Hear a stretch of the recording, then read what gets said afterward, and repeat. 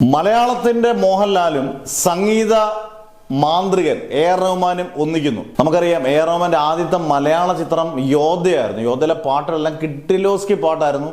കഴിഞ്ഞ മുമ്പത്തെ വർഷം ഇറങ്ങിയ ആടുജീവിതത്തിലെ പാട്ടാണെങ്കിൽ പോലും അത്യാവശ്യം പാട്ടാണ്. പണ്ടത്തെ പ്രതാപം ഇല്ലെങ്കിൽ പോലും എ.ആർ. റഹ്മാൻ തന്നെയാണ്. കാരണം എപ്പോഴും അദ്ദേഹത്തിൽ നിന്നൊരു ഒരു ഏത് നിമിഷവും ഒരു മെഗാ ഹിറ്റോ അല്ലെങ്കിൽ മ്യൂസിക് ബാക്ക്ഗ്രൗണ്ട് സ്കോറും എല്ലാം സൂപ്പർ ആകാനുള്ള സാധ്യത വളരെ കൂടുതലാണ്. എന്തായാലും ഇവർ രണ്ടുപേരും ഒന്നിക്കുന്നു എന്നുള്ള ഏകദേശം റൂമേഴ്സ് ആണ്. 99% റൂമേഴ്സ് ശരിയാകാനുള്ള ചാൻസ് ഉണ്ട്. കാരണം എ.ആർ. റഹ്മാൻ ഇപ്പോൾ മലയാളത്തിലായാലും സൗത്ത് ഇന്ത്യയിലൊക്കെ ചെയ്യാൻ ഓക്കെയാണ് താനും. ഒരു സമയത്ത് അദ്ദേഹം പൂർണ്ണമായിട്ടും ബോളിവുഡിലോട്ടൊക്കെ അങ്ങ് മാറിയായിരുന്നു.